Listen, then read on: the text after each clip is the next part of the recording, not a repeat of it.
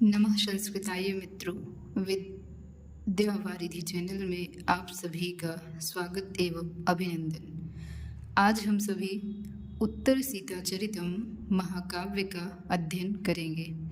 उत्तर सीताचरितम महाकवि रेवा प्रसाद द्विवेदी द्वारा विरचित एक आधुनिक संस्कृत साहित्य का प्रसिद्ध महाकाव्य है। यह महाकाव्य कालिदास संस्थानम वाराणसी से प्रकाशित हुआ है।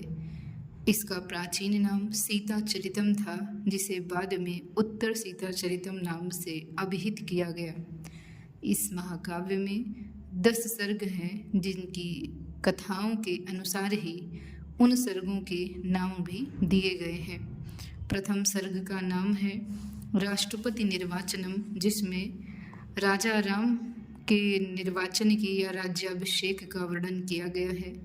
द्वितीय का नाम है जानकी कौलीनम, जिसमें जानकी यानी माता सीता की निंदा होती है, उन पर आरोप लगता है।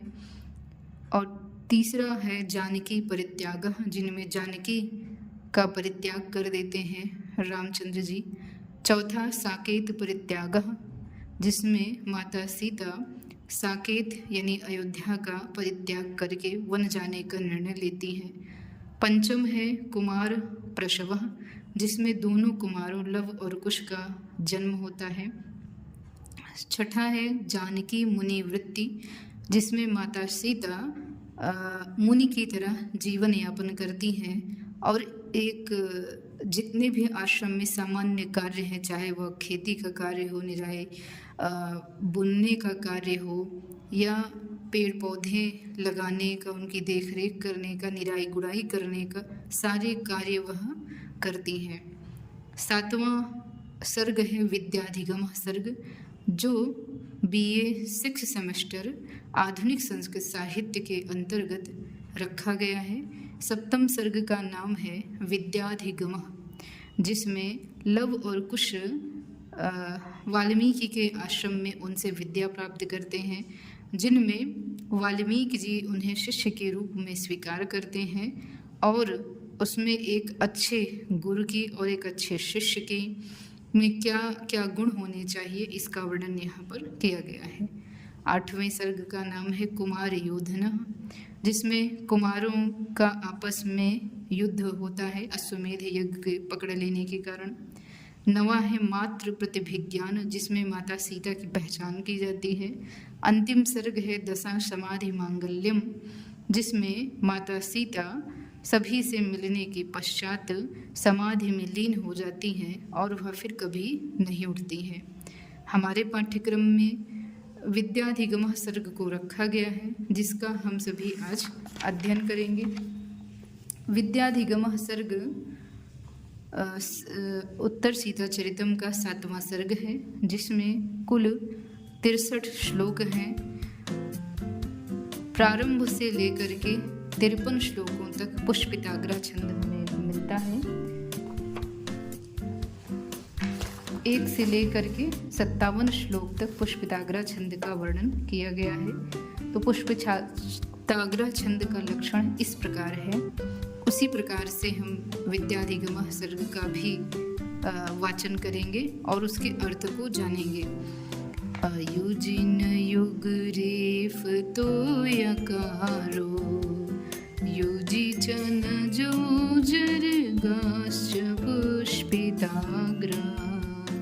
अयुजिन युग रेफ तो यकारो युजि चन जोजर गाश्च पुष्पिताग्रा। अथ धृत चतुरस्त वेदपीठं कविमुपनीय सुतौ वेदेह जातौ। सर्वण भवतेजसोषु योगे विहितनति विनेदयां बभूवे।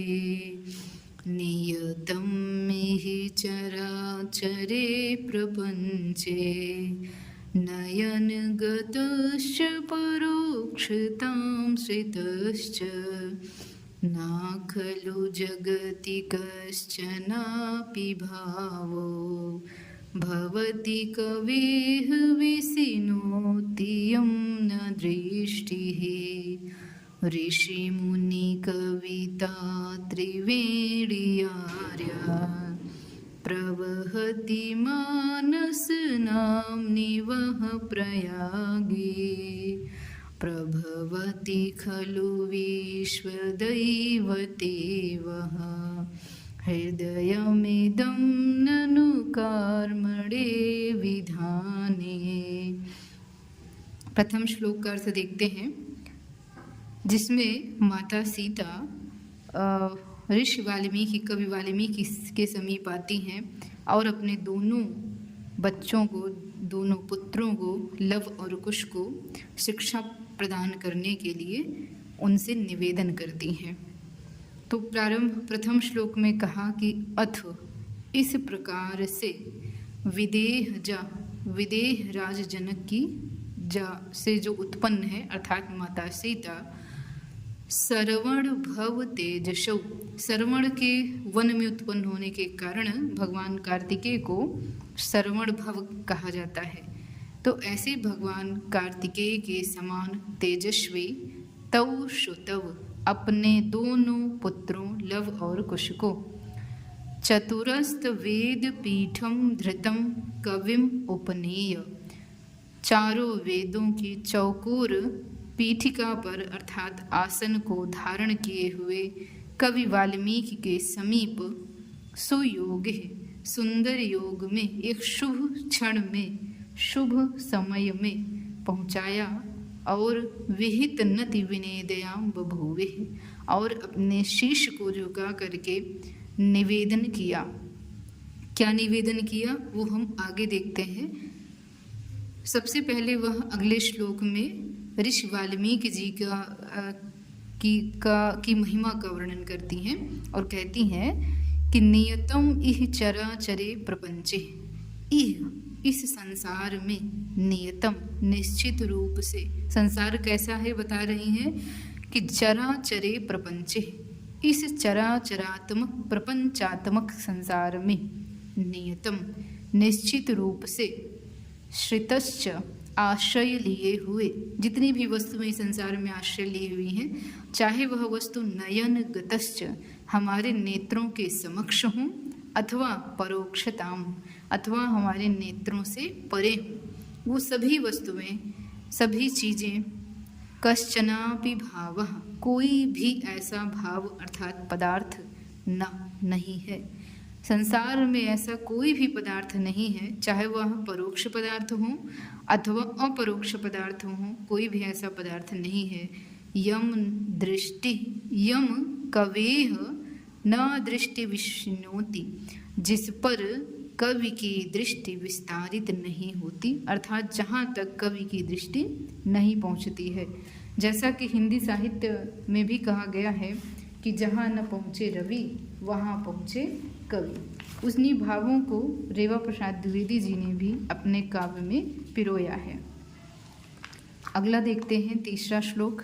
तीसरे में कहा गया है कि ऋषि मुनि कविता त्रिवेणी आर्य प्रवहति मानस नाम निवह प्रयागे। कहती हैं सीता जी कि हे गुरुदेव, हे पित्र, वह आपके मानस नामनी, मानस रूपी या मानस नामक प्रयाग में, प्रयाग उसे कहते हैं जहाँ पर कई चीज़ों का मिलन होता है। जैसे नदियों में हम कहते हैं प्रयागराज, तो नदियों के सम्मिलन स्थल को प्रयाग कहते हैं। वैसे यहाँ पर भी कुछ सम्मिलन हो रहा है। क्या सम्मिलन हो रहा है? कह रहे हैं कि आपके मानस नामक प्रयाग में ऋषि मुनि कविता त्रिवेणी आर्य, आपके मानस रूपी प्रयाग में, मानस नामक प्रयाग में ऋषिता, मुनिता और कविता रूपी त्रिवेणी आर्या त्रिवेणी प्रवहति, प्रवाहित हो रही हैं, बह रही हैं, निरंतर प्रवाहित हो रही हैं। और क्या कर रही हैं? प्रभवति खलु विश्वदयिते वह हृदयम इदम ननु कर्मणे विधाने। और इसीलिए वह हृदयम इदम, इसीलिए आपका इदम हृदयम, यह हृदय विश्वदैवते प्रभवति, निश्चित रूप से आपका जो यह हृदय है वह देवताओं को वश में करने वाले कठिन कार्य में भी प्रभवती, समर्थ है, समर्थवान है, देवताओं को भी वश में कर सकती है। ऐसा आपके हृदय में जो त्रिवेणी प्रवाहित हो रही है, किसकी त्रिवेणी है? ऋषिता, मुनिता और कविता की त्रिवेणी है, जो आपके मानस रूपी मानस नामक प्रयाग में प्रवाहित हो रही है। यह तो इसलिए निश्चित रूप से आपका जो यह हृदय है वह विश्व रूपी देवताओं को वश में करने का जो दुष्कर कार्य है, कठिन कार्य है, वह कार्य का विधान करने में भी, अर्थात कार्य को करने में भी प्रभवती, समर्थवान है। तो आज हमने 1 से लेकर के 3 श्लोकों का अध्ययन किया और उत्तर सीता चरितम के का संक्षिप्त के परिचय भी प्राप्त किया। अगले श्लोक के साथ पुनः मिलते हैं। धन्यवाद। नमो नमः।